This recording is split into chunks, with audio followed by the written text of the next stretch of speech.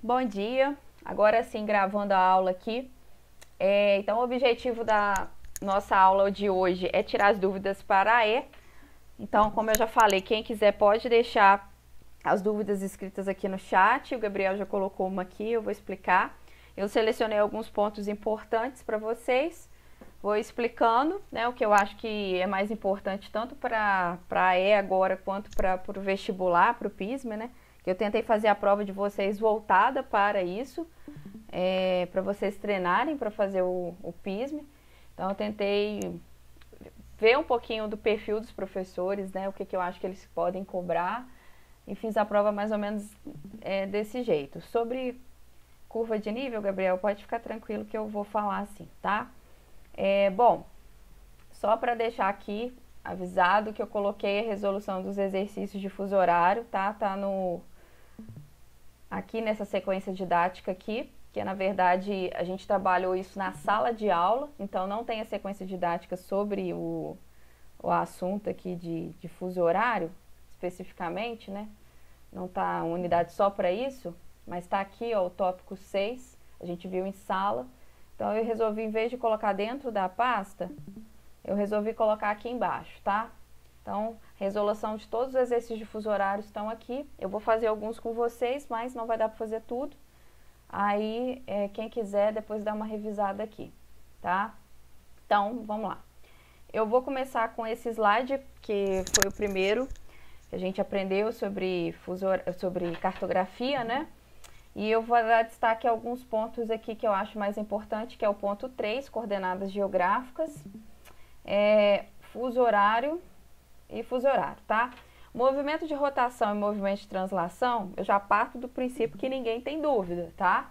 Porque esses dois tópicos a gente já viu lá no ensino fundamental, isso aqui é muito básico, então eu nem vou falar aqui não, porque não vai dar tempo, mas todo mundo tem que saber isso aqui, tá? As características dos dois movimentos.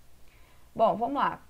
Coordenada geográfica é um assunto muito básico também, só que eu percebi que tem muitos alunos ainda que estão com dificuldade na hora de montar a coordenada, tá? Estão esquecendo aí o que é latitude e o que é longitude.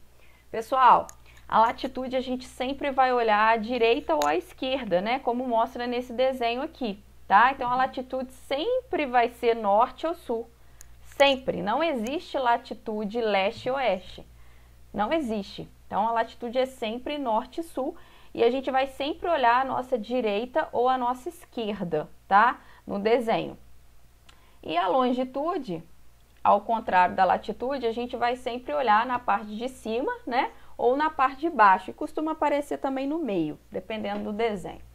E a longitude vai ser sempre leste-oeste, tá? Então, a latitude sempre norte e sul, a longitude sempre leste-oeste. Como é que eu monto a minha coordenada geográfica, né? A coordenada geográfica vai ser aquele ponto exato da localização do determinado objeto, determinada pessoa, né, na superfície terrestre. Então, eu vou juntar a minha latitude com a minha longitude. Sempre vai ser latitude primeiro e longitude em segundo. Então, eu sempre vou colocar, né? Por exemplo, 30 graus, aí não existe 30 graus apenas, eu preciso colocar a minha orientação, tem que ser norte ou sul. Aí, por exemplo, 30 graus norte e 120 graus leste ou oeste. Aí eu monto a minha coordenada geográfica, como é o caso aqui, por exemplo, vamos pegar aqui, por exemplo, o ponto A, né? O ponto A aqui, a visualização aqui tá ruim, mas depois aí na casa de vocês podem abrir o slide, né? Vai dar para ver melhor. Deixa eu ver aqui se... Mesmo assim continua ruim, mas o A aqui, se eu olhar a minha esquerda, eu tô vendo, coloco a linha aqui no A, sigo até a minha esquerda, eu vou achar 45 norte, porque tá acima da linha do Equador, e depois eu vou olhar a minha longitude, que no caso tá na parte de baixo. Eu vou pegar o meu dedinho, né, vou descer até lá embaixo e vou ver que tá no número 105 graus oeste. Então, eu montei aqui a minha coordenada geográfica, tá? Sobre isso daqui, gente, alguém tem alguma dúvida sobre coordenada geográfica? Eu estou olhando o chat. Se alguém tiver dúvida, pode perguntar aí. Ok. Bom, não tem como estudar coordenadas sem fazer esse tipo de exercício, né? Pegar as letrinhas e escrever, tá? Então, eu espero que, se cair alguma coisa sobre isso aqui na prova, que ninguém erre, né? Bom, próximo assunto importantíssimo, fuso horário. Peraí que eu já até passei. Gente, fuso horário, vou dar um destaque aqui especial, porque muitos de vocês eu acho que tiveram um pouco de dificuldade na prova, né? Erraram as questões. E para quem se perceberam, né? Eu coloquei as mesmas questões do slide, só mudei os números, tá? Então, eu vou mostrar para vocês aqui de novo como é que faz esses exercícios. Gente, lembrando aí, né, que nós temos, de acordo com o movimento de rotação, nós temos 24 horas, tá? Por que cada fuso horário a gente chegou à conclusão dos 15 graus para cada fuso? Porque a gente tem os 360 graus que corresponde à nossa esfera, né? Dividido pelo esse tempo de movimento de rotação. Então, quando a gente divide 360 dividido por 24, a gente encontra 15 graus. Então, o que é esse 15 graus? Cada 15 graus, né, corresponde a 1 hora. Então, cada vez que a Terra gira 15 graus, ela está girando 1 hora. Basicamente é isso, tá? Então, tá aqui, ó. A cada 15 graus que a Terra gira, passa-se 1 hora dessas divisões e isso vai receber o nome de fuso horário, tá? Então, cada 15 graus ali 1 hora e as cidades que estão localizadas ali naquele mesmo fuso terão a mesma hora. Outra coisa importante, qual é o meridiano 0 graus? É o meridiano de Greenwich. Lembrando que, como eu já falei em sala, qualquer meridiano poderia ser o meridiano de Greenwich, tá? Poderia ser o meridiano de Greenwich? Não, perdão, poderia ser o meridiano de 0 graus. Só que por convenção colocaram o meridiano de Greenwich como o de 0 graus, tá? As horas localizadas, as cidades localizadas à direita desse meridiano terão as suas horas aumentadas e as cidades localizadas à esquerda terão suas horas diminuídas, tá? Então, essa imagem aqui, ela é muito importante porque eu vou mostrar para vocês hoje que a gente vai usar quando eu não tenho calculadora, por exemplo, lá no PISM, porque na sala de aula a gente usou, né, para a gente calcular o horário solar, né, que é o horário longitudinal, nós usamos a calculadora. Só que quando a gente não tem a calculadora, é muito importante a gente lembrar desse aqui, ó, que 1 grau corresponde a 4 minutos, tá? Para quem tá com caderno aí, né, uma folhinha, anota esses dois. 15 graus é igual a 1 hora e 1 grau igual a 4 minutos. Por que isso é importante? Porque a gente vai usar isso aqui para fazer regra de 3 mais para frente, tá? Quando não tem calculadora, vai ser importante saber isso, tá? Bom, aí, gente, eu vou aqui, faltou eu falar um negócio com vocês importante, que depois, acho que foi a Giovana que deixou aqui. Peraí, deixa eu ver. Não sei se eu separei aqui, acho que não. Alguém perguntou para mim, acho que foi a Giovana, assim, sobre a questão do horário solar, né, que está aparecendo nos exercícios. Gente, olha só. Quando a gente faz exercício de fuso horário, nós estamos falando o horário do fuso, né? Exatamente. Só que isso não corresponde ao horário verdadeiro, ou o horário longitudinal, ou o horário solar. Por quê? Por exemplo, se a gente pegar nessa imagem aqui, Brasília, né? Juiz de Fora e Buenos Aires, tá? Se eu pegar Juiz de Fora e Buenos Aires. De acordo com o horário oficial que a gente usa, que é o horário do fuso, né? Vocês vão perceber que tanto Juiz de Fora quanto Buenos Aires estão com o mesmo horário, tá? Só que é óbvio, só de eu olhar nesse mapa, que Juiz de Fora e Buenos Aires não estão com a mesma longitude. Isso significa que a convenção colocou o mesmo horário. Mas na prática, de acordo com o Sol, né, esse horário não é o mesmo. Então, toda vez que o exercício pedir horário solar, horário longitudinal, ele está querendo dizer aquele horário do fuso exato. Por exemplo, se a gente tem 78 graus, como é que eu vou fazer para calcular essa longitude? Eu vou ter que dividir por 15 e transformar ali o meu resto em minutos, que daqui a pouco eu vou mostrar para vocês. Esse horário vai ser o horário verdadeiro, aquele horário solar. Então, a diferença é essa. Normalmente os exercícios caem o horário aproximado, né, o horário do fuso. Mas quando cair, quando pedir essa questão do horário solar, nada mais é do que esse horário longitudinal, tá? Sobre isso que eu expliquei, deu para entender, gente? Essa questão do horário solar, qual que é a diferença entre o horário solar e o horário de fuso? Eu entendi certinho. Sim, dá pra ver sim. Tá, então tá. No exercício também fica mais fácil. Depois a gente vai voltar aqui. Eu até peço desculpas a vocês, que acabou que na sala, por eu não ter feito esse exercício, eu acabei não comentando. Gente, esse slide aqui, né, mega importante, tá? Eu percebi que alguns alunos que ficaram aí vou falar desses porque eu recebi dúvidas desses alunos, né?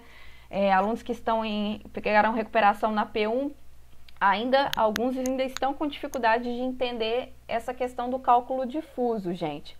Toda vez que vocês tiverem, né, com hemisférios diferentes, ou seja, que o sinal vai ser diferente, porque eu tenho aqui o zero. O zero vai representar lá o fuso horário de Greenwich, né? O meridiano inicial, o fuso inicial. À direita dele, eu tenho as minhas horas aumentadas, e à esquerda, eu tenho as minhas horas subtraídas, né, diminuídas aí. Então, por isso que tá com menos na frente, para mostrar para vocês que as horas serão diminuídas. Então, o que acontece? Toda vez que eu tenho hemisférios diferentes, o exercício está lá falando, a cidade A está localizada a 30 graus oeste e a cidade B está a 30 graus leste, tá? Qual que é a diferença horária entre essas duas cidades? Gente, está falando de dois hemisférios opostos, né? Um oeste e outro leste. Então, o que eu vou fazer? Eu vou somar, né? 30 mais 30, né? Vai dar 60, eu vou dividir por 2 e vou lá, dividir por 15 e vou ver lá a diferença de 4 horas entre essas duas cidades, tá? Então, porque eu estou falando de fuso horário em hemisférios diferentes. Então, sinais diferentes, a gente esquece o sinal e soma. Quando eu estou falando do mesmo hemisfério, o que eu vou fazer? Eu vou lembrar que se está no mesmo hemisfério, a tendência é estar mais próximo. Então, o que eu vou fazer? Eu esqueço os sinais e eu apenas diminuo o maior do menor e vejo essa diferença. Isso aqui é básico, tem que saber, porque se não souber, fica complicado para fazer os exercícios. Gente, essa questão aqui de quando, eu expliquei na sala, quando a gente tem um determinado grau de longitude que vai dar, quando eu dividir por 15, ele vai dar exatamente 8,5. Eu vou mostrar para vocês um exercício que é só vocês olharem o resto quando eu faço a conta à mão, né? Quando eu vou lá dividir. Deixa eu pegar um exemplo aqui, só um pouquinho.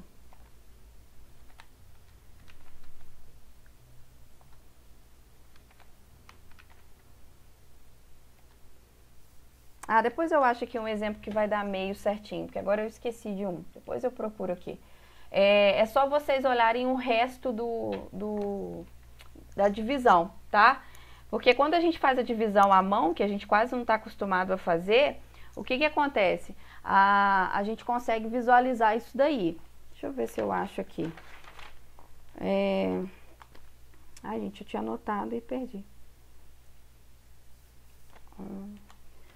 108. Não, 128. Olha só, um exemplo aqui. 128 graus.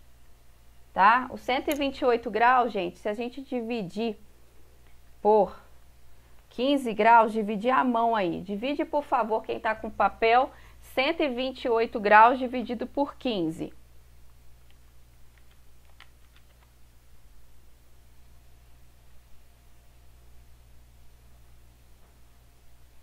Fizeram a divisão aí? Peguem o papel e coloca lá, 128 dividido por 15.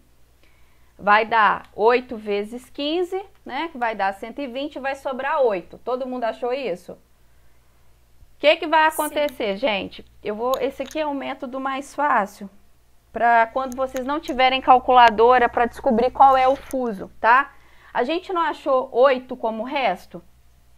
O 8, ele é maior que 7,5, tá? Que é a nossa... Aqui, ó. O 7,5 é a metade do 15, né? Que é a nossa metade aqui, o 7,5. Toda vez que o resto for maior que 7,5, o que a gente vai fazer? A gente vai considerar o fuso, no caso aqui era 8, a gente vai considerar o fuso 9, tá? Então, os 128 graus, o que a gente vai fazer? Na hora de fazer o cálculo de fuso, né, na questão lá, qual o fuso que a gente vai considerar? O fuso 9. Então, na hora da questão, nesse caso aqui, a questão estava falando mais, né, era 128 graus leste. Então, o fuso é o mais 9. Deu para entender? Isso aqui, gente, tem que fazer à mão aí, porque senão vocês não vão conseguir entender, não. Eu vou pegar o 128 graus, dividir por 15, né? Se eu fizer na calculadora, 128 dividido por 15, deu lá 8,5. 5,333, tá? Deu 8,5. Aí é aquela dúvida que deu na sala de aula que eu fui mostrando para vocês, que a gente sempre vai considerar o que termina com 5. No final das contas vai dar isso, né? Mas aqui eu tô mostrando para vocês, quando vocês não tiverem calculadora, como é que a gente vai fazer? É só considerar o resto, deu 8 vezes 15 dá 120, sobram 8. O 8 é maior que 7,5, então o que eu faço com o meu resultado? Eu pulo o fuso. Isso, gente, se for o horário do fuso. E se for o horário, longitudinal ou a hora solar? Como é que eu faço? Vou mostrar aqui para vocês. Deixa eu abrir o Word aqui. Ó, o que eu vou fazer? 128 dividido por 15, tá? Vai dar 8, com o resto 8, tá? O que eu vou fazer então? O que eu pedi vocês para anotarem? Que 1 grau, não, aqui não tá aparecendo grau não, gente, não sei como é que faz. Aqui, 1 grau é igual a 4 minutos.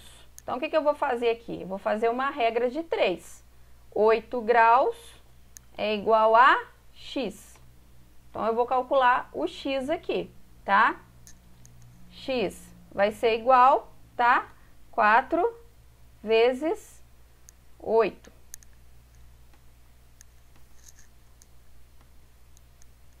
32 minutos, tá?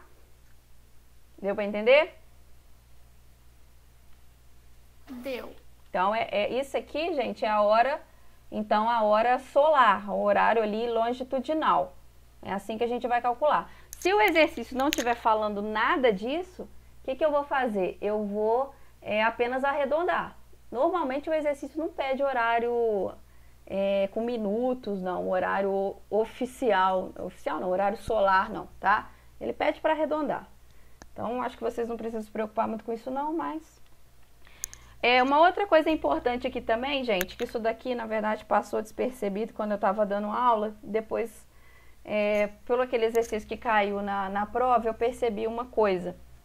Quando a gente estava falando de linha internacional de mudança de data, pessoal, eu coloquei essa imagem aqui, alguns alunos perceberam isso, mas outros não perceberam, tá? Gente, essa imagem aqui desse globo, que ele coloca aqui de oeste do lado esquerdo e leste do lado direito, desse jeito aqui, oeste para leste, a gente tem que lembrar que aquele virou o globo, né? Porque, na verdade, o que acontece aqui, né? Quando a gente olha nessa imagem, onde eu tenho linha internacional de mudança de data, que tem aqui a terça no lado no B e a segunda no A, o que eu percebo? Quando eu vou de leste para oeste, na verdade é o contrário aqui desse desenho, né? Quando a gente raciocina no que a gente está olhando ali do meridiano de Greenwich. A gente está adiantando um dia, tá? A gente estava na segunda, o B está na terça, tá? A gente tem que lembrar isso, porque do jeito que foi colocado esse desenho aqui, o que ele quis dizer? Ele colocou de oeste para leste porque ele está vendo do lado oposto, né? Ele colocou ali virando o globinho e quis mudar a direção também. Então ele colocou de oeste para leste, aí ele colocou ganhou um dia, né? E aqui perdeu um dia, no sentido de perder no calendário. Aí tem que tomar cuidado com isso daqui. Acho que o legal é memorizar essa imagem, tá? Tenta memorizar essa imagem aqui, que a direita vai ser segunda e a esquerda vai ser terça, tá? Aí tem uma imagem legal aqui também que eu coloquei pra vocês, que é dessas ilhas aqui. Acho que eu cheguei a mostrar isso em sala, né? As ilhas separadas por 4 quilômetros, que tem mais de 21 horas de diferença, né? Então a gente tem ali, do lado direito é domingo e do lado esquerdo é segunda, tá? Por que que... Ah, professora, mas você falou que muda o dia, mas não muda a hora. Por que que aqui está escrito meio-dia e o outro 3 horas? Porque esse horário aqui é o horário longitudinal, é o horário solar. Nesse caso aqui, ele deu o exemplo do horário mesmo, né, do sol. Não foi o horário do fuso, tá? Que se fosse o horário do fuso, teria que ser a mesma hora, tá? Bom, aí agora, gente, sobre os exercícios de fuso horário. Não vai dar tempo de eu fazer todos os exercícios, obviamente. Então, eu vou fazer alguns aqui com vocês que eu acho que são mais importantes. Vou fazer o número 4, tá? Porque alguns alunos ainda ficaram com dúvidas sobre a questão do horário de verão. Então, eu vou pegar aqui, ó,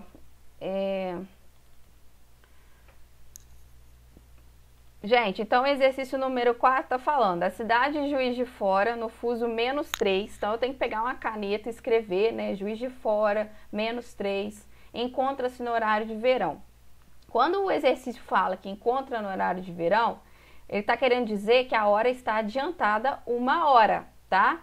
Então, que hora seria em Londres e Nova York se em Juiz de Fora, né, for 10 horas? Ou seja, se Juiz de Fora tá no horário de verão, né, tá 1 hora adiantado. Então, o horário real de Juiz de Fora é 9 horas, não é 10. Então, o que que eu faço? Eu esqueço esses 10 horas e já diminuo, passo para 9 horas e calculo os outros dois valores normalmente, tá? Então, ó, tá aqui. Juiz de Fora -3 são 10 horas no horário de verão, então 9 horas no horário normal. Londres, fuso 0, né, que está à direita de Juiz de Fora. Então, a diferença entre Juiz de Fora e Londres vai ser 3, né, porque aqui é 0. Então, 9 mais 3, qual que é o horário em Londres? Meio-dia. Nova York e Juiz de Fora tá com o mesmo sinal, tá? Então, ou seja, está no mesmo hemisfério. Então, o que que eu vou fazer? Vou ignorar o sinal, vou pegar 5 menos 3, 2. Então, como Nova York está atrasada em relação a Juiz de Fora, eu vou pegar 9 horas menos 2 horas, que vai ser igual a 7 horas. Então, 12 horas, meio-dia, né? Em Londres e 7 horas da manhã em Nova York. Tudo bem? Dúvidas nessa questão? Não. Uai, gente, a transmissão tá cheia? Como assim?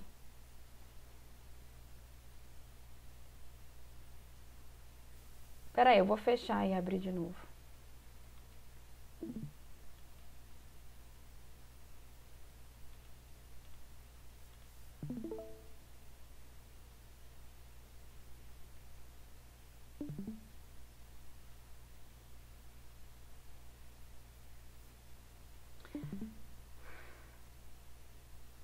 Pessoal, eu não sabia que aqui tinha limite de transmissão.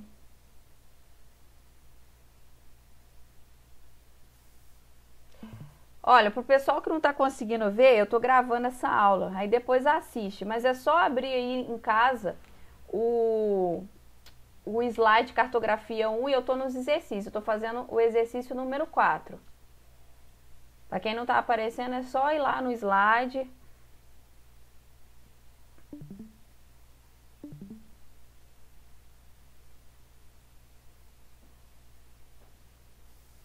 Bom, eu vou continuar aqui, então, mais uma vez, vai lá no slide para quem não está conseguindo visualizar. Eu estou fazendo o exercício número 4. Então, sobre a questão do horário de verão, acho que é bem simples, é só lembrar disso. Ou então faz o exercício com horário normal, né, igual tá aqui, 10 horas. E depois lembra que vocês vão ter que diminuir 1 hora, tá? Mas eu acho pior, vai acabar esquecendo isso. Deixa eu ver outro exercício aqui.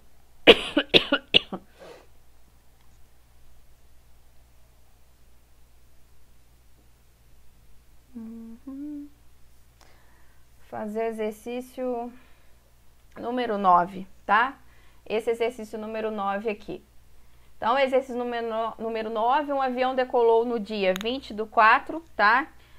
Da cidade A, então eu já vou lá escrever no meu papelzinho A, abre parênteses, 45 graus oeste, são 7 horas, né, do dia 20/4. Com destino à cidade B, 120 graus oeste, 120 graus oeste, tá? Aí ele quer saber que horas serão na cidade B quando o avião pousar, sendo que o voo tem duração de 8 horas. Então vamos ver. Vamos ver se tá aqui. Tá aqui.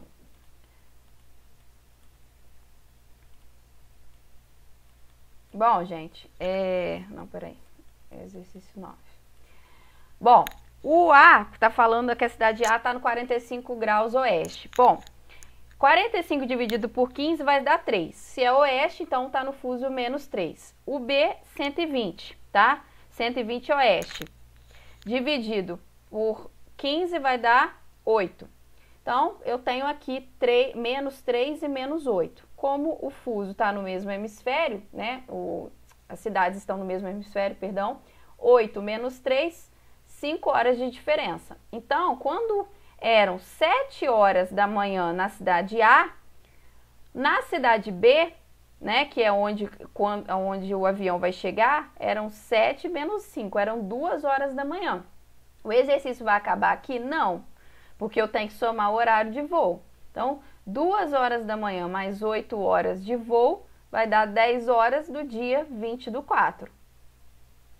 Tá?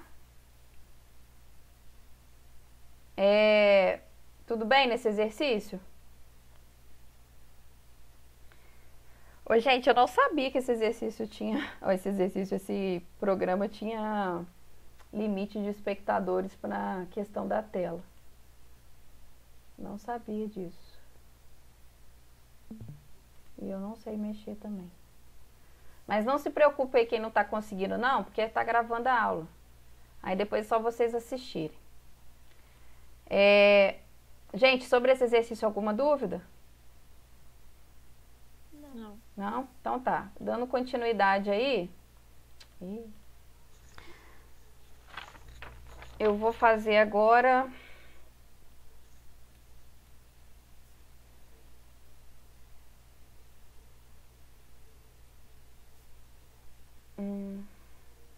Deixa eu ver. Acho que eu vou fazer o 12 de uma vez, que são os exercícios que eu não cheguei a fazer em sala, que tem a questão do horário solar. Pessoal, então vou dar atenção aos exercícios 12 e 13 agora. Quem não está conseguindo visualizar aí, vai para o slide, exercício 12 e 13, e vai acompanhando comigo, tá? Então, como eu falei com vocês, quando o exercício coloca horário solar, ele está falando do horário verdadeiro, do horário longitudinal, tá?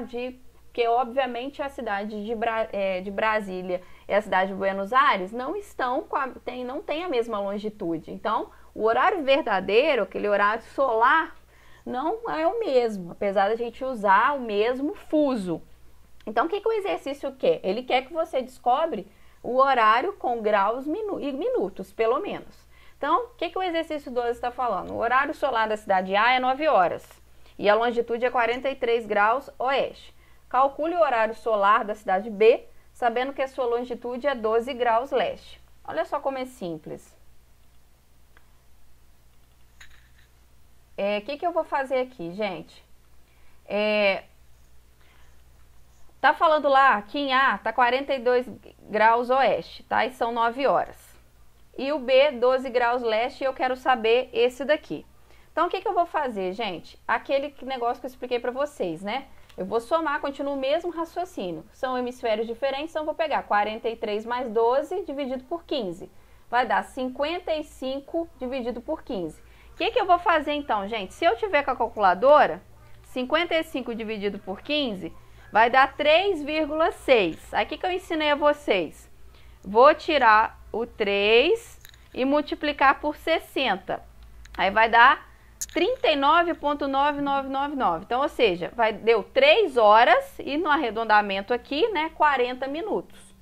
Só que se eu não tiver com a calculadora, o que eu vou fazer? 55 dividido por 15 dá 3 e sobra 10, tá?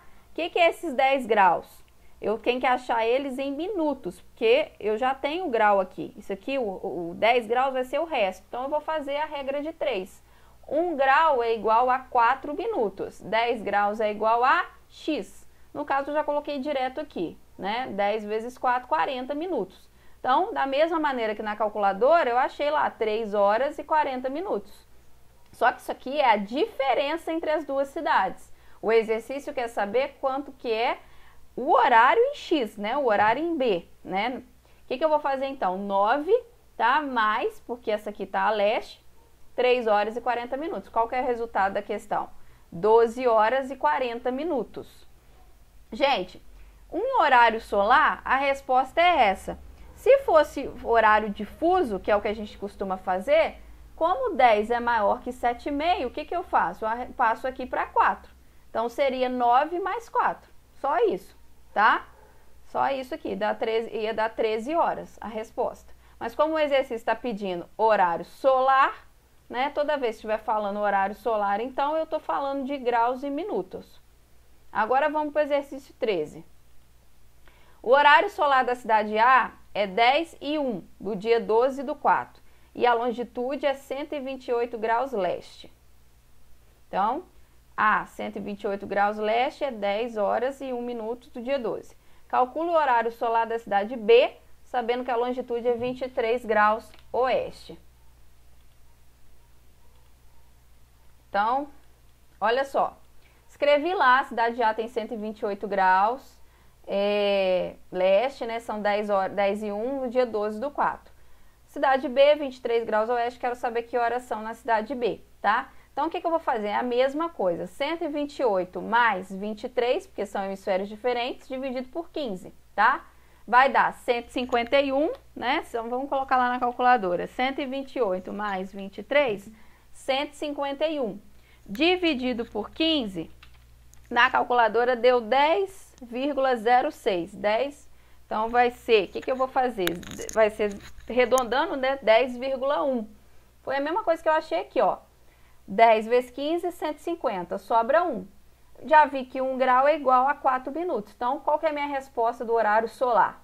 10 horas e 4 minutos. Achei a resposta da questão? Não.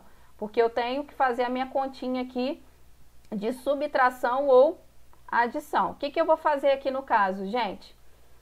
Eu tô saindo do leste e indo para o oeste. Então, as minhas horas vão ser diminuídas, tá? Subtraídas. Então, eu vou pegar 10 horas e 1 minuto menos 10 horas e 4 minutos. O que vai acontecer? O avião saiu de lá, né? 23 horas e 56 minutos. Esse exercício aqui é um pouquinho mais difícil, né? Porque, na verdade, ele voltou um dia. Então, a resposta é 23, faltou eu colocar aqui, 23 horas e 56 minutos do dia 11 do 4, tá? Então, não vai ser do mesmo dia, vai ser do dia anterior. Tudo bem, gente? Deu para entender aqui?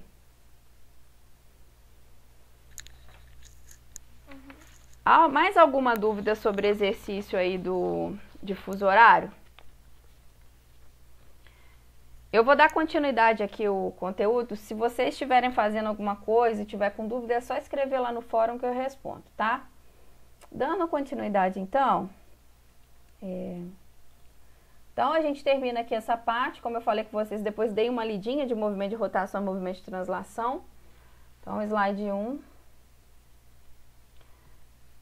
Agora, vamos para o slide 2. Bom, gente, essa parte aqui de histórico de cartografia quase não cai em pismo. Então, eu pulei isso aqui.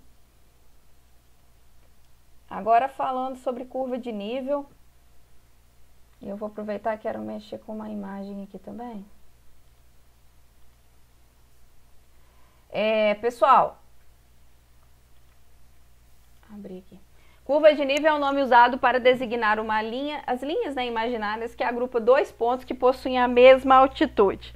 Então, pessoal, o que está querendo dizer? Eu tenho aqui uma representação de um relevo, tá? Esse relevo, ele é representado por curva de nível e significa que cada linha dessa daí que eu tenho os valores, 50, 100, 150, 200, essas minhas curvas estão indo de 50 em 50 metros, obviamente. Ah, como é que eu sei isso? Eu só diminuir a maior da menor, né? Esse relevo, então, está representado de 50 em 50 metros e qualquer ponto, né, nessa linha de 50, por exemplo, tem 50 metros. É isso que está querendo dizer. O que mais é importante a gente saber disso daqui? A gente vai aprender daqui a pouco, quando a gente vai falando de recursos hídricos, né, de hidrografia, da questão das nascentes, né? Mas, obviamente, as nascentes sempre nascem, né? O rio, ele sempre nasce num local mais alto, tá? Então, por exemplo, nessa representação aqui, do lado esquerdo o rio vai nascer lá no 200 metros e do lado direito 250 metros, que é o ponto mais alto, tá? A tendência é essa. E ele vai descendo, né? Porque não vai subir morro, ele vai descendo até chegar no nível do mar ou encontrar com outro rio. Então, a gente tem aqui a representação desse relevo. Quanto mais próximo está a nossas curvas de nível, como é o caso da direita aqui, eu tenho um relevo mais acidentado. Então, pode cair uma questão assim para vocês. Qual dos dois lados, né, leste ou oeste, no caso dessa representação, eu tenho maior probabilidade de ocorrer um movimento de massa? Vai ser a letra B, o B, né, o lado direito. Por quê? Porque eu consigo visualizar as linhas mais próximas e eu consigo ver que a declividade desse terreno é mais acentuada. Se eu tenho um solo descoberto por vegetação, atenuado por construção de estrada ou construção de moradia, olha aí pegando a matéria que a gente viu semana passada. O que vai acontecer com essas construções? Elas tendem a desabar. Essa terra, nesse solo, ele tende a sofrer um movimento de massa. Então, vai ter aí um movimento para baixo, logicamente também. Então, é isso aqui que é interessante a gente ver em curva de nível. Porque na prova de vocês lá do PISM, não vai pedir, desenhe a curva de... Não, isso não vai cair. Apesar, eu ia fazer esse exercício com vocês em sala, para vocês aprenderem como é que funciona a ideia da representação aqui do plano, né? No gráfico, da questão do perfil. Quando eu estou olhando ali um determinado planalto, como é que eu represento esse planalto em curva de nível? E como é que é esse perfil, né? Então, relevos de maiores altitudes possuem curvas de níveis mais próximas umas das outras, enquanto que as mais distantes representam terrenos mais planos. Aí eu separei uma imagem aqui, gente. Acho que não vai adiantar. Não vai adiantar. Essa imagem aqui para mostrar um negócio para vocês. Se o seu exercício perguntasse assim, olhando esse perfil, né, essas curvas de nível, onde provavelmente está localizado uma nascente, tá? Como eu falei com vocês, é o ponto mais alto. Então, eu vou visualizando aqui, vi que é 60. Então, eu vou lá e marco a minha nascente aqui. A nascente está aqui em vermelhinho, tá? 60 metros está a minha nascente. Ela vai descer, tá? Ela vai ir descendo até chegar aqui, tá? Que é o ponto mais baixo, tá? Essa água, então, vai escoando até chegar no ponto mais baixo, que nesse caso é o ponto de 10 metros. Aí ele vai escoar. Se ele vier para cá, 0 metros. Aqui, tá? Nível do mar aqui. Tudo bem? Então, o que acontece, gente? Toda vez que a gente está mais próxima da nascente, a gente vai se referir com o nome de montante, tá? Então, por exemplo, se eu tenho uma cidade localizada no 30 metros e outra localizada no 10 metros, tá? O que eu estou querendo dizer? A cidade do 30 metros aqui, ela está mais a montante da cidade B, tá? Então, essa aqui, por exemplo, vou colocar aqui, cidade B. Aqui, cidade B, e aqui, cidade A. A cidade B, vai anotando isso aí, hein? A cidade A está a montante de B, tá? Por quê? Ela está mais próxima da nascente. e a cidade B está jusante de A. Então, vamos colocar aqui, a cidade A está a montante da cidade B, tá? A cidade B está a jusante da cidade A, tá? Dois nomes aqui muito importantes, então. Eu já vou adiantando para vocês. Que isso aqui a gente vai ver agora nesse próximo trimestre, mas pode ser que caia alguma coisa, porque a gente está falando de curva de nível. Então, gente, mais uma vez. Quando a gente fala de montante, a gente está se referindo... A gente está se referindo à nascente, mais próximo da nascente. Então, a cidade A está mais próxima da nascente, então ela está a montante de B. E quando a gente está falando da foz, a gente se refere a jusante. Então, a cidade B está mais próximo, né, da foz. Então, o que a gente vai falar? Que ela está jusante de A, tá? Deu para entender isso? Aham. Tá, beleza, então.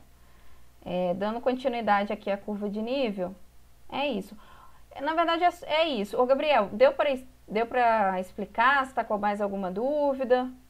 Porque sobre curva de nível, o que é importante, na verdade, é a parte do que a gente viu semana passada. Essa questão da declividade, associar isso ao movimento de massa. Não é nem a curva de nível em si, porque não vai cair para vocês fazerem desenho, não. Vocês têm que entender como é que funciona a questão ali das linhas. Deu para entender, Gabriel? Você que perguntou?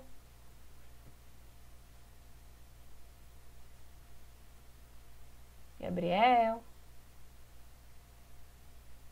Não, Gabriel não quer responder. Continuando. Gente, próximo ponto aqui, o ponto de escala, tá? Escala também é bem importante, mas não tem nada demais de mistério em escala, tá? É só saber usar a fórmula, tá? Sabendo usar a fórmula e entendendo o que é escala, tá? Vocês vão fazer qualquer questão. Eu consigo desenhar qualquer coisa numa folha de papel? Não. Coisas muito grandes, obviamente, eu não vou conseguir desenhar. Um mapa, por exemplo. Eu não consigo representar uma dimensão real, tamanho real, num papel. Então, eu preciso utilizar uma escala, que é para mostrar quantas vezes aquela dimensão real ela foi reduzida para caber no meu papel, no meu mapa. É isso que é a escala, tá? Então, ela vai ser a relação entre as dimensões representadas no mapa e os valores do terreno, tá? Então, né, projeção real sobre quantas vezes ela foi reduzida, tá? O que é importante a gente lembrar aqui, gente? Isso aqui é muito importante. Isso aqui pode cair em questões de vestibular, já vi caindo bastante. Essa ideia de escala grande e escala pequena. A gente tem que lembrar, quando a gente fala de escala, a gente está usando denominador, tá? A gente está falando sobre um número que foi reduzido. Então, o que acontece? Quando eu tenho essa imagem, duas imagens aqui, o mapa A, ele está na escala, né? 1:60 milhões. Ele foi reduzido 60 milhões de vezes.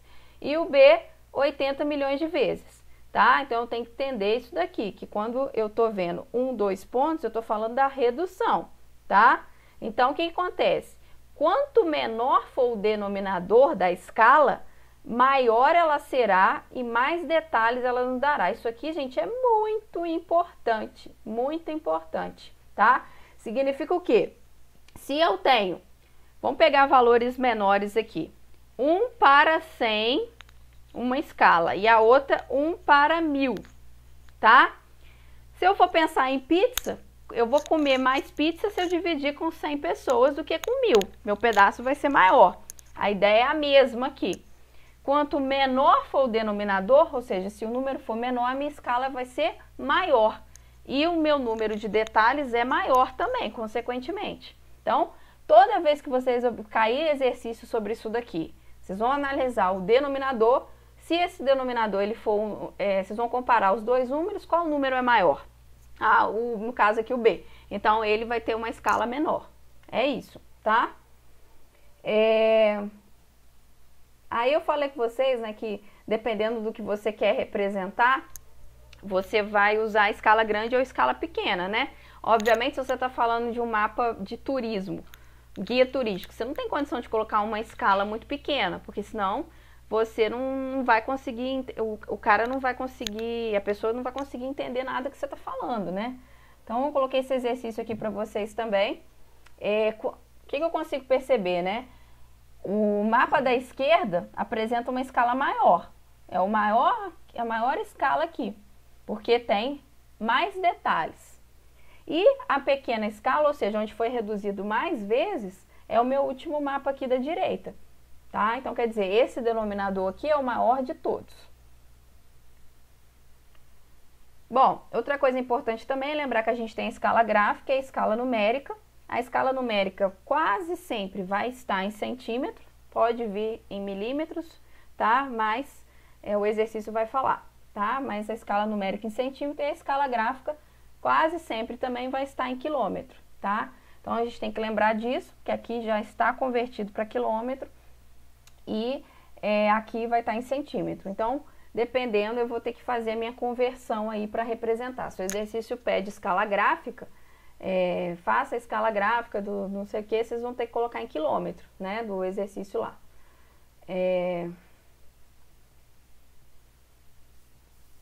Aí aqui sim a gente chegou na fórmula da escala, tá? Vou usar essa imagem aqui que ela é melhor. Gente, isso aqui é o que eu falei, né? A gente tem que... Isso aqui tem que decorar, tem que estar na memória de vocês que a escala é igual à distância real sobre a distância no mapa. Na verdade, quando a gente fala da escala, a gente está querendo... a gente coloca essa fórmula aqui, mas na verdade é a mesma coisa, porque o E está sobre o 1.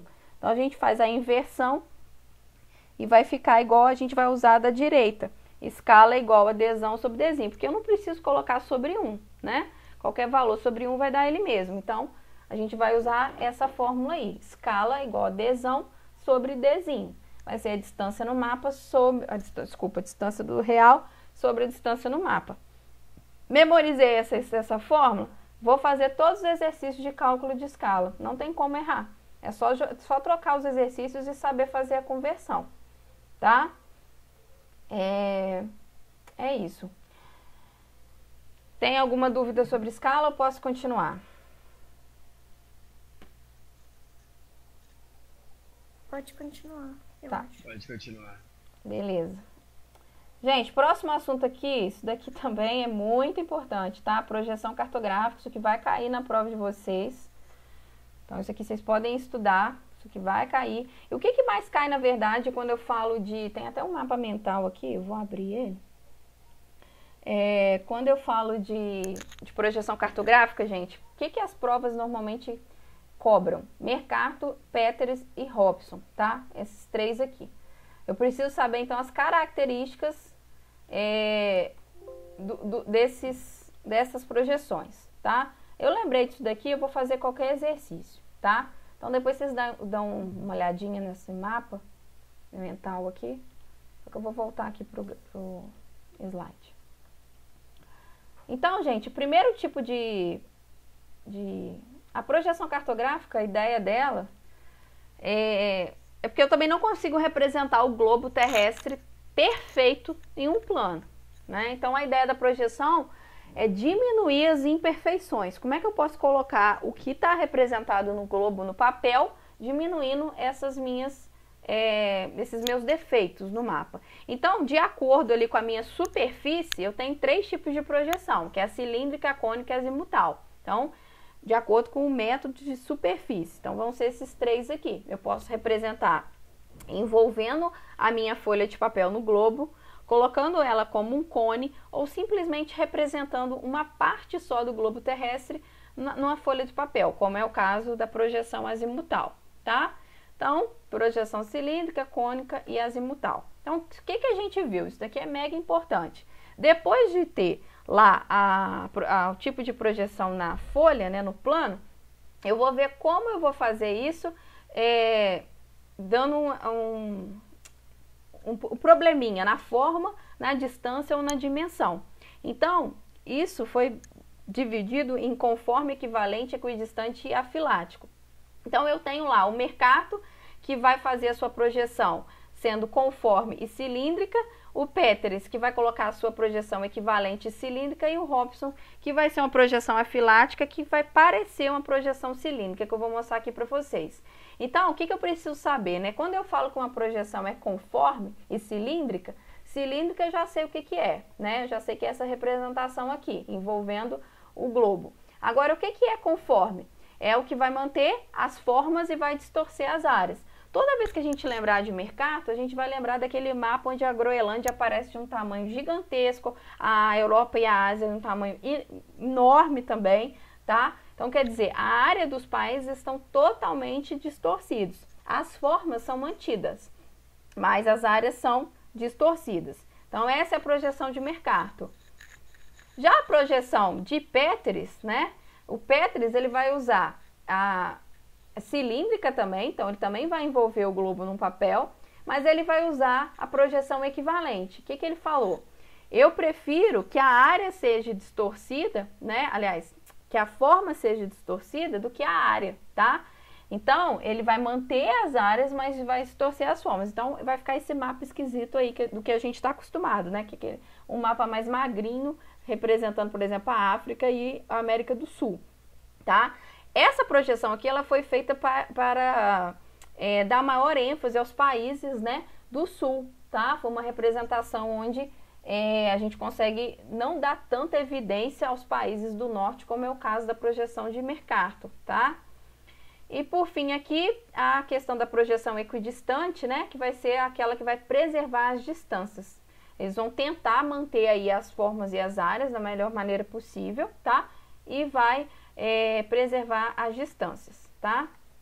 Bom, como eu falei com vocês, faltou falar da projeção de Robson. Isso aqui eu peguei do site do IBGE, porque normalmente os exercícios, os livros didáticos, ele já coloca que a projeção do Robson é uma projeção cilíndrica, tá? Afilática, tá? E é a que mais é utilizada no livro didático, é essa aqui que a gente usa, tá?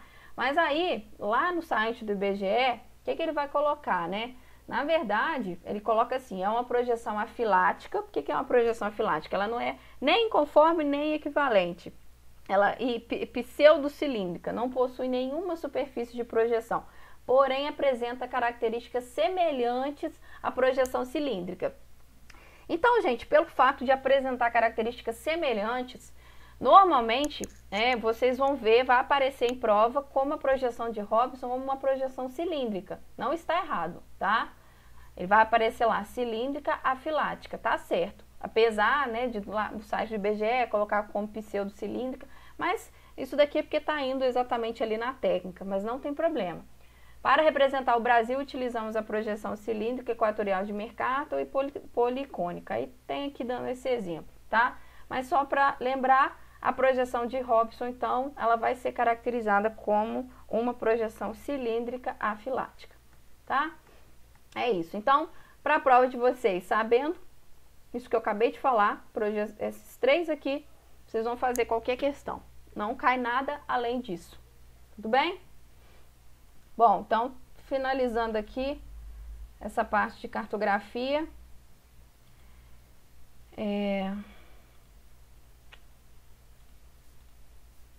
Acho que não, né? Tá, eu separei algumas dúvidas aqui, mas não é sobre esse assunto, não. Agora, gente, continuando aqui, a gente começou com a próxima sequência didática, que é a estrutura da Terra, né? A parte de geologia.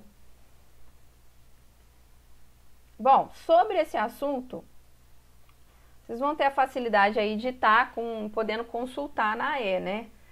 Então, isso vai ajudar vocês. Mas eu tô, assim, pegando do princípio que vocês estão estudando para fazer a prova do PISM. Então, lá vocês não vão ter fonte de consulta. Lembrem-se disso. O que é interessante vocês saberem? As características aqui das camadas da Terra, principalmente da litosfera, tá? Esse slide aqui ele é muito importante. Então, a crosta, juntamente com a porção rígida do manto, é chamada de litosfera, que é a esfera rochosa, né? Já a parte do manto de baixa velocidade, bem mais quente, é chamada de astenosfera. Isso aqui é importante para vocês lembrarem, né, que as placas elas vão se movimentarem quando descobrir o movimento, as correntes de convecção, né? elas conseguem se movimentar não somente pelas correntes de convecção, mas é porque existe essa camada chamada astenosfera, que é uma camada de características plásticas que permite com que esse fluido pastoso, que é o magma, movimente as placas tectônicas, tá? Então a gente falou aqui, na verdade eu expliquei para vocês intemperismo tipo de rocha 2 vezes, né? Aqui eu achei interessante falar porque a gente foi falar as características das rochas, não tem como falar de rocha sem falar de intemperismo, tá? Então só lembrar aí que quando a gente está falando de transformação da rocha, né, aquele desgaste da rocha, tanto em condições físicas como em condições químicas, a gente está falando de intemperismo, tá? E o transporte e a sedimentação, o depósito, a gente está falando de erosão, tá? Então o intemperismo ele é dividido em físico, químico e biológico, tá? Daqui a pouco eu volto nisso aqui, gente, sobre intemperismo, quando eu for falar lá dos agentes externos. Em relação à questão das rochas, isso aqui também cai muito, tá? Em prova. Eu tenho que saber o que é uma rocha ígnea, uma rocha metamórfica, uma rocha sedimentar. Lembrar que a rocha ígnea é a rocha mais resistente, tá? Que nós temos. Então, são aquelas que sofrem menos, tem mais dificuldade da atuação do intemperismo. Já as rochas metamórficas e sedimentares são rochas mais frágeis, principalmente as rochas sedimentares. Então, são aquelas, né, que o intemperismo atua de maneira mais forte, mais direta, tá? Lembrar dos exemplos das rochas, né, porque normalmente caem os mesmos. Não muda muito isso aqui. Lembrar lá da rocha formada no interior do planeta, tá? Que vai ser a rocha plutônica ou intrusiva. O principal exemplo é o granito, tá? Tá aqui. E a rocha formada no exterior, tá? Aquela que os cristais não deram tempo de serem consolidados de maneira mais lenta, né? Então, formou aquela rocha lisa, que é o principal exemplo, é o basalto, tá? Esse aqui à direita.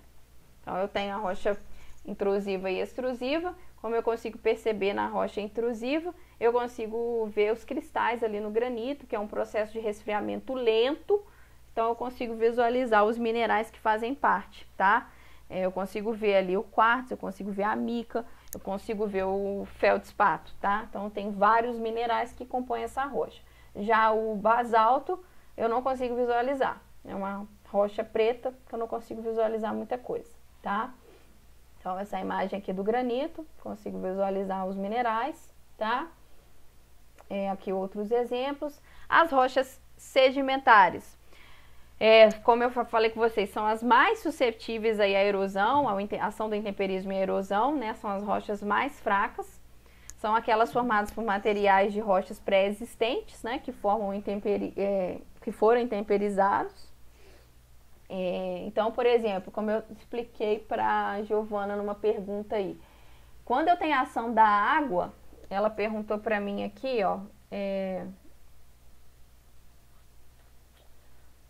qual a diferença entre rocha sedimentar detrítica e quimiogênicas, tá?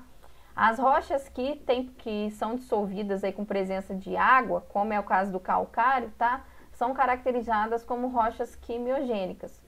Isso aqui, gente, não vai cair para vocês, mas como ela me perguntou, eu expliquei, tá? E os outros tipos de rochas sedimentares, né, que são formadas simplesmente por uma rocha pré-existente, aí são chamadas de rochas detríticas. Eu não entrei nesse mérito, não, porque realmente isso aqui é mais assunto de ensino superior, tá? Nesse slide tem o exemplo.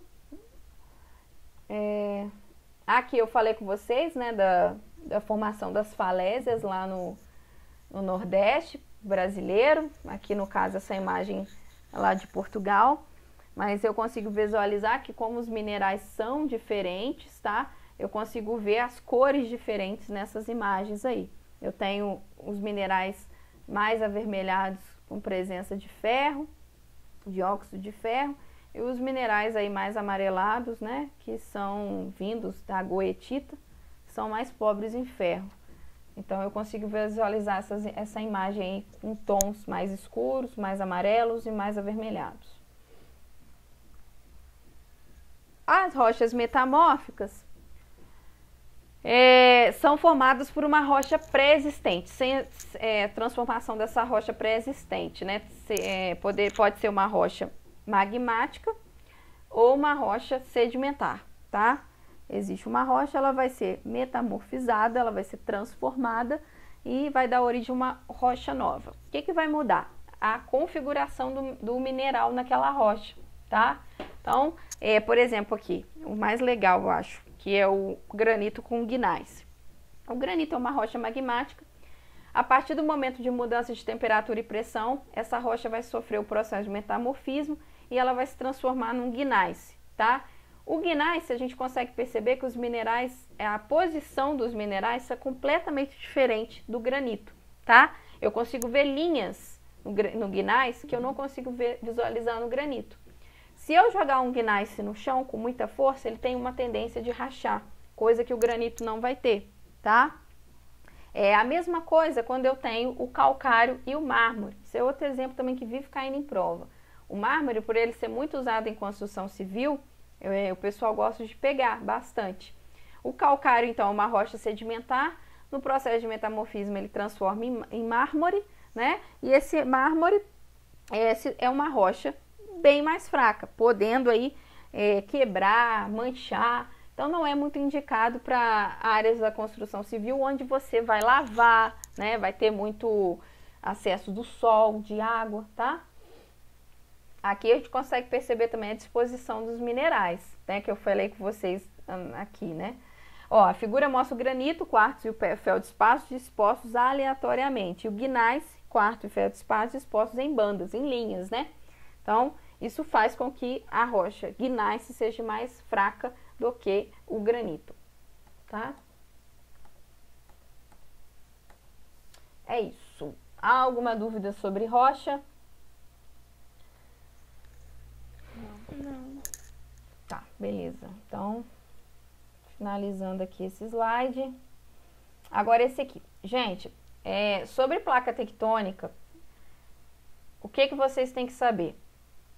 Para ser bem sincero, o que mais cai em prova são as correntes de convecção. Tem que entender como é que funciona essa ideia, né? Mas não é para explicar o que é a corrente de convecção, e sim que elas que são responsáveis pelo movimento das placas tectônicas, tá? Então, quem ainda está com dúvida, dá uma olhada no vídeo, né? Porque essa matéria aqui, ela é bem interessante visualizar esses vídeos que o pessoal faz mostrando mesmo a corrente de convecção empurrando a placa tectônica, tá? Outra coisa, lembrar da dorsal mesoceânica, tá? Que ela foi através dela que a gente conseguiu aí o processo de divergência de placa, que a gente conseguiu descobrir, né, o que o Wegener estava certo na teoria da deriva continental, tá? Então, isso é importante também.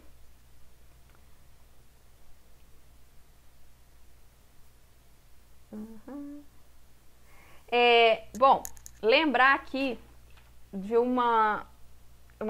que é importante, né? Toda vez que eu estou no encontro de placa tectônica, né, os encontros de placas tectônicas são as áreas onde eu tenho as atividades sísmicas do planeta. Então,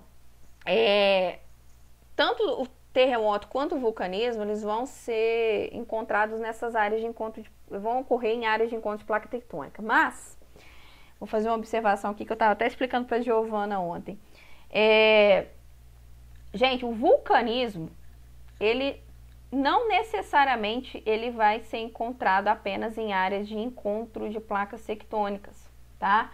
Porque eu cheguei a falar com vocês dos hotspots. Deixa eu passar aqui. E a formação de ilhas, como é o caso aqui da ilha do Japão ou a ilha do Havaí.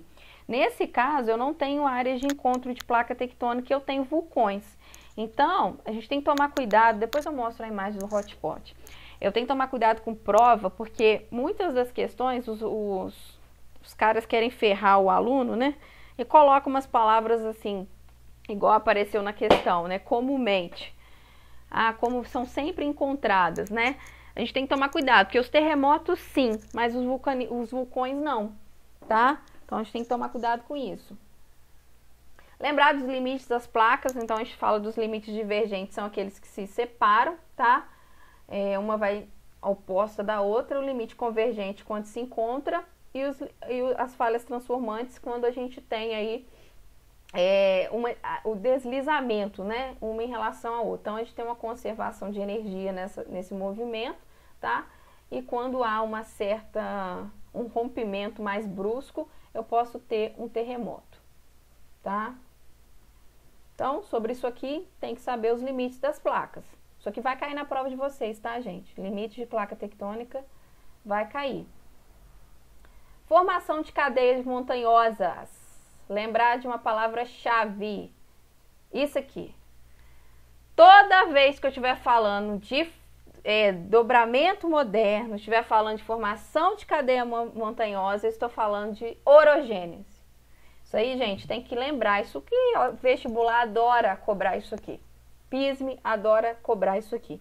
Orogênese igual formação de cadeia montanhosa, tá? Então, quando isso vai acontecer? Quando eu tenho encontro de placas tectônicas, tá? Então, eu tenho lá a formação da cadeia andina ou do Himalaia através de encontro de placas tectônicas. Então, ali eu tenho um movimento orogenético, tá? O movimento epirogenético nada mais é do que um movimento de equilíbrio de força, que vai acontecer o quê? Eu tenho uma parte da minha placa tectônica que ascendeu em relação à outra, a outra ficou rebaixada. No passar dos anos, acontece o processo de epirogênese, que é aquele processo de equilíbrio do restante. O que cai em prova? Orogênese, tá? Então, tem aqui um outro resumo, tá? Outra coisa legal também, lembrar que eu já tinha passado para vocês, agora eu fechei, mas eu falei com vocês do Cenozoico, tá? Da questão das montanhas dos dobramentos modernos, elas surgiram, né, no Cenozoico. Então, isso aqui também é legal lembrar. E agora os agentes internos, como eu expliquei, o que eu tenho que saber de agentes internos? As principais características do vulcanismo e tectonismo. Nesses slides aqui eu coloquei muita coisa, né? Tem muita coisa, muita imagem. Eu preciso saber o que é o magma? Não, isso não vai cair para vocês, né? Isso não vai cair. Os tipos de vulcanismo? Também não vai cair. Mas eu coloquei como curiosidade para vocês. E aqui sim tem o hotspot que eu falei, né? Eu tenho 2 tipos de vulcanismo, 3 tipos na verdade, né? Que é o vulcanismo de encontro de placas tectônicas, tá? Que é esse aqui. Esse vulcanismo, que é o vulcanismo de rift, que é o de divergência de placa, onde vai liberar aí o magma. E o terceiro tipo é o hotspot, tá? Que é aquele onde vai formar ali o Parque Nacional de Yellowstone, que é quando eu tenho uma bolha de magma formada na camada abaixo da litosfera, tá? Vai se instalar ali abaixo da crosta da litosfera, né? E eu tenho um derramamento basáltico, mas ele não esse magma, ele não necessariamente ele vai abrir um buraco na superfície, tá? Ele vai ficar um pouco abaixo. Então, eu tenho esses 3 tipos de vulcanismo. Então, mais uma vez, lembrando aqui que os terremotos sempre acontecem em áreas de encontro de placas tectônicas, mas o vulcanismo não. É isso. Alguma dúvida, gente? Deixa eu ver de terremoto aqui. Aqui a maioria são exemplos, né, de terremotos que aconteceram, como acontece o terremoto.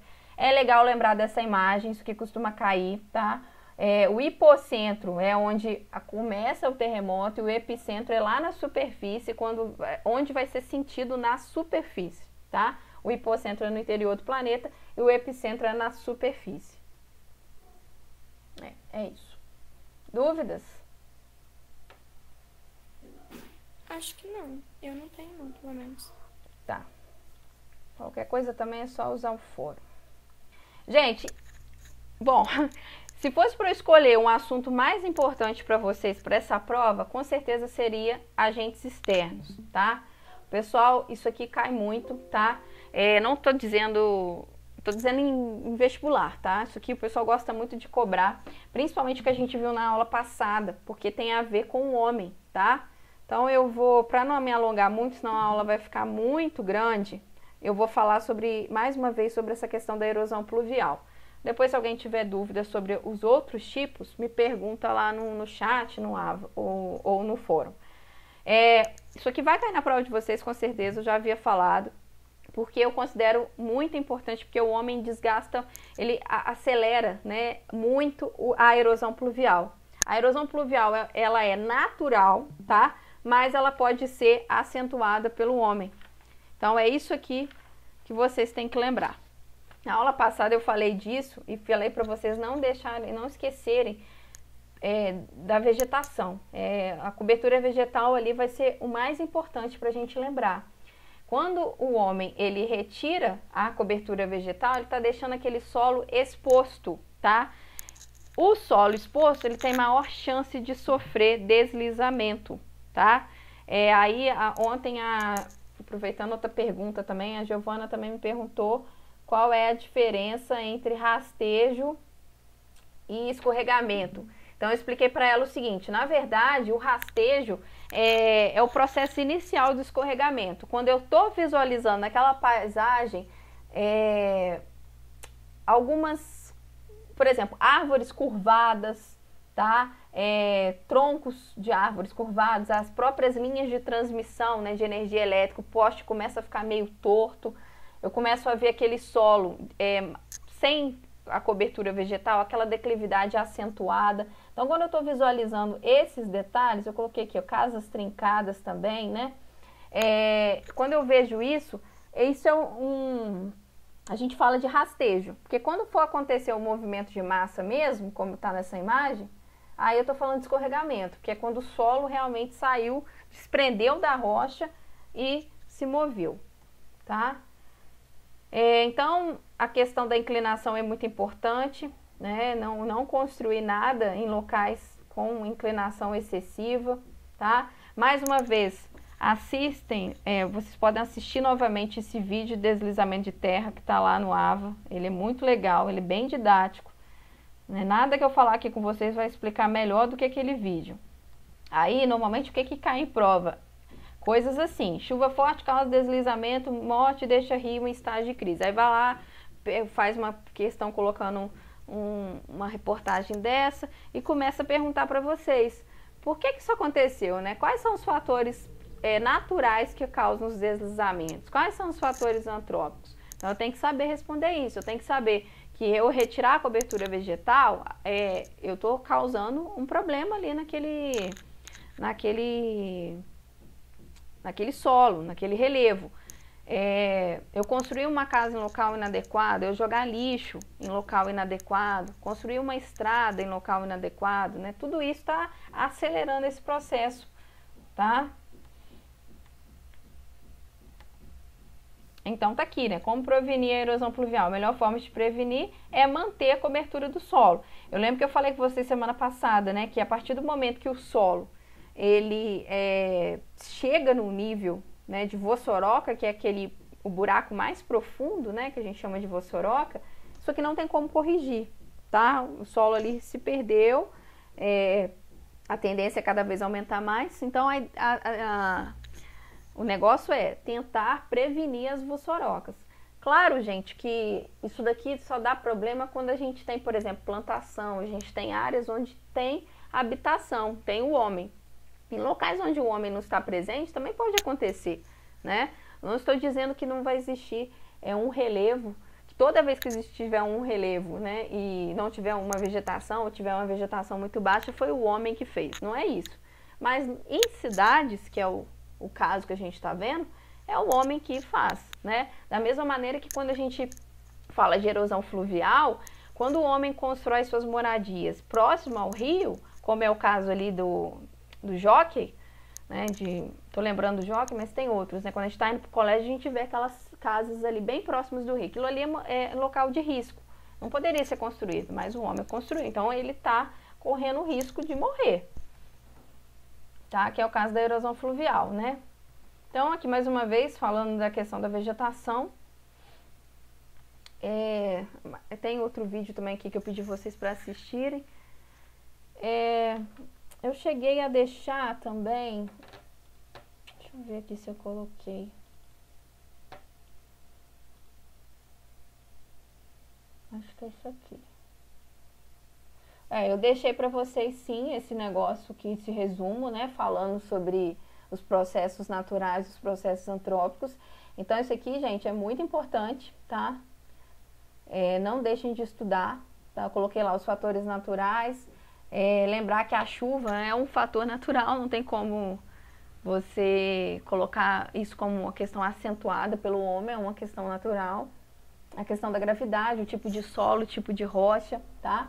E os fatores antrópicos são os principais aqui, e dando destaque à questão que o crescimento desordenado da cidade faz com que as pessoas vão construindo, vão retirando a vegetação sem nenhum tipo de planejamento. Então, a tendência é haver um escorregamento, é haver os movimentos de massa. Quando que isso vai dar problema? Quando houver mortes, tá? Porque aí começa a sair em jornal, começa a falar da questão da defesa civil. Normalmente, o mês de janeiro, né, a gente vive vendo propaganda da defesa civil para não ocupar áreas de risco, né? Enfim, tomar cuidado aí com esses movimentos de massa. E é isso. Pessoal, era o que eu queria falar com vocês na aula de hoje. Alguém quer perguntar mais alguma coisa? Professora, esse vídeo que a senhora deixou aí, eu não achei ele no AVA. Ele não tá na pasta, não? Deixa eu ver. Peraí. Deixa eu ver.